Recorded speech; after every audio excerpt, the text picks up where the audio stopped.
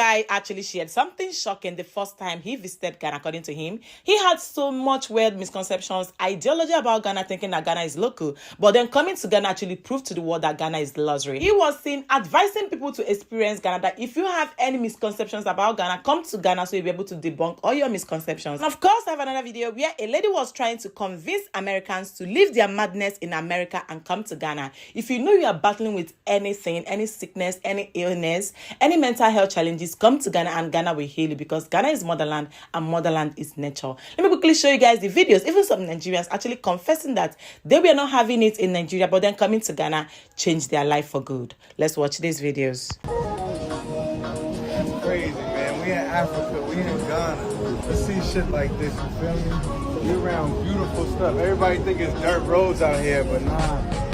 Fries, nice hotels, beautiful women, and good food. What you know about it? 7 spots. Yo, what's good? It's Shamir. Y'all know I love Ghana. This is my fucking home. You hear me? My kids are Ghanaian. You know what I mean? I die for this shit. This is my fucking home. You understand? If we go to war, I go to war with these niggas. But I just want to tell you, you would have the same energy if you came here. You understand? You just gotta come here. You just gotta come and see. Leave. Leave and come. Come home. We are waiting for you. Come and see the beauty.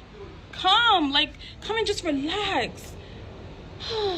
Just enjoy the moment, the beauty. Being in Ghana allowed me to focus on myself and move on to the things that allow me to show my strongest identity, have the strongest belonging, right? In America, you live to work, and here you work to live, you see, and there's a big difference to that. When you're living to work, that means your life is tied into work. You have no ability to have a full self-expression of who you are, and I believe that if you come to Ghana, you'll see the community. When you greet people, people have a true care for what it is that you are doing in your life and how you're contributing to the community, because they are looking after you the same way that you should be looking after them. They bring you food from the farm. They are communal in a way where they are trying to uphold kindness, generosity, truth, balance, justice. One of the things I love about being in Ghana is that the majority of people here are dark skinned. Like growing up, you know, pouring one out to all my girlies who had to grow up dark skinned. It was not fun. It was not what was hot and cute at the time. And while I always had parents that instilled confidence in me, it was always hard to look around and be the darkest person in the room. Everyone's always pointing at that very one attribute to you all the time. In the group, it's always an outlier. You always feel like majority of people that you look around that are deemed more beautiful than you are lighter skinned. That's not the case here in Ghana. When you come to Ghana, the majority of people are darker than me. Like when I go out and I see cousins or people on the road, they be like, I know you Ghanaian, you got the head shape, you got the skin, but the tone is off. Like you need to be in the sun more. Like it's celebrated to be deeper hued. It's just a tingly feeling in your heart that makes coming to a place like Ghana so special. And that's why it is even more frustrating to see more Obronis, aka white people, and people from Europe coming into Ghana, because like you messing it up. Like why am I going to a coffee shop, to a chop bar, and I'm seeing a white person having fun on the continent in Ghana? No way. And I'm seeing a lot of y'all like in groups huddling. Now I go to a restaurant and it's 50-50. That's not fun. If I wanted to see 50-50 white and black people, I'd stay in Manhattan. Like when I'm in Ghana, I don't want to see a white person.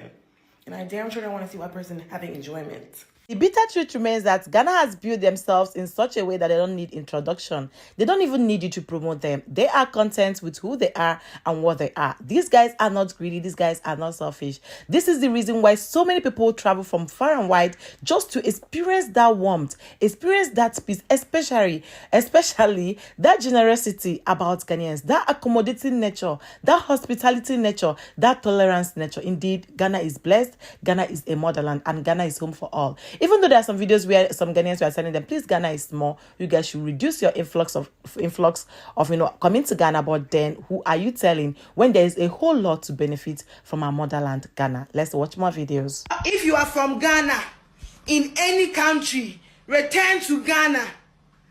If you are in Ghana, in any country, the Lord of hosts says, return to Ghana.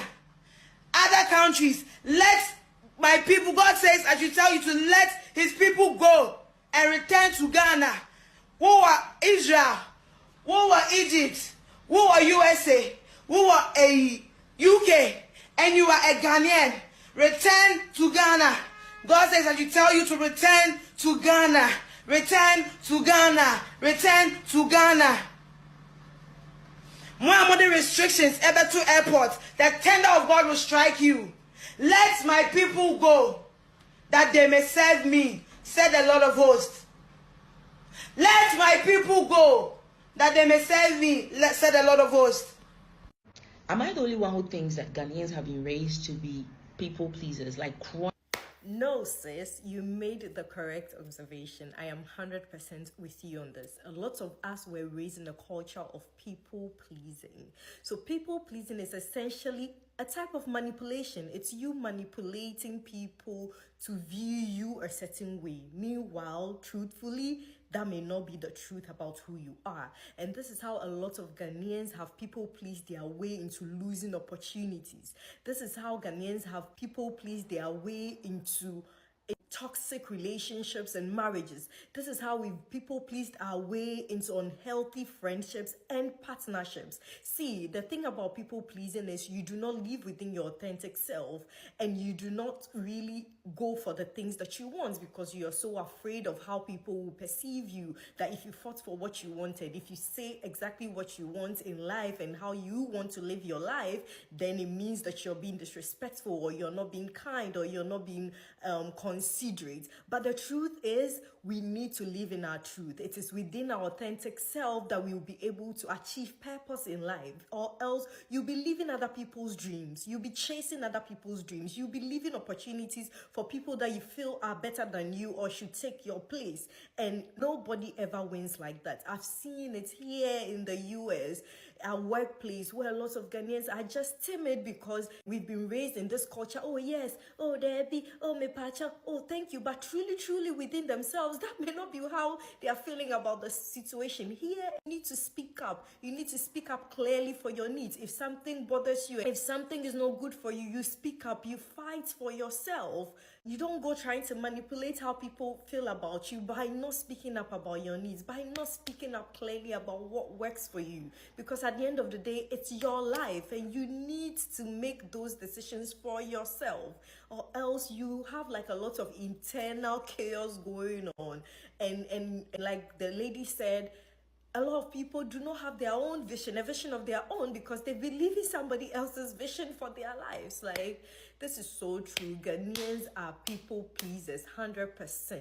We need to get out of that bubble so we can go forward, so we can achieve our dreams, so we can take opportunities when it comes to us, so we can continue to thrive, all right?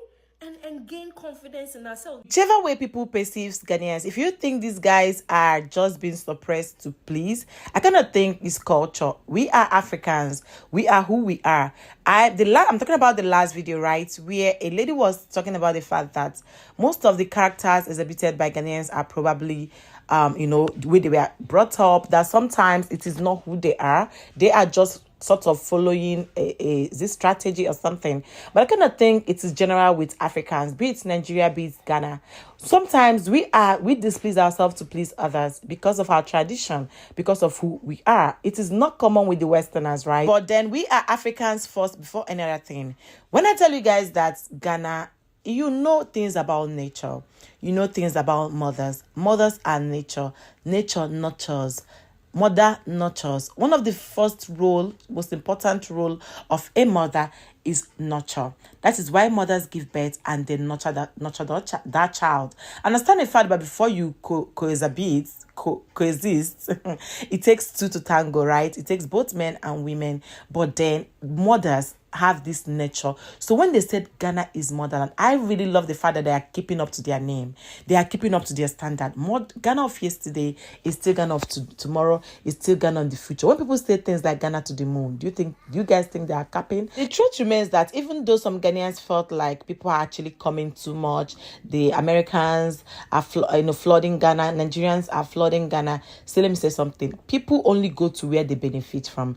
If your country is blessed, right, I kind of think that it is actually promoting people to come and invest, come and live, come and experience that peace and warmth, which they don't get anywhere, not even in America. So I understand where Ghanaians are coming from. They're talking about the bad eggs, right? Bad energy. But all the good ones, if you want to come and experience that nature, that motherland, that gift from God, specially made for Ghana and Ghanaians, why don't you come to Ghana, the motherland, to experience that? I'm going to leave it here for us to also know what you guys feel, basically, down the comment section. If this is your first time coming across my face, thank you so much for being supportive, for being amazing, for always watching my videos anytime I drop a video here. I do appreciate you guys, and to be very honest, I will never relent. Whenever I get comments like stop talking about Ghana, stop, my dear, this is just the beginning, because you are gonna get sick of me. Y'all are gonna get sick of me. I love you guys so much, and then let me see you shortly in my next video. Bye guys.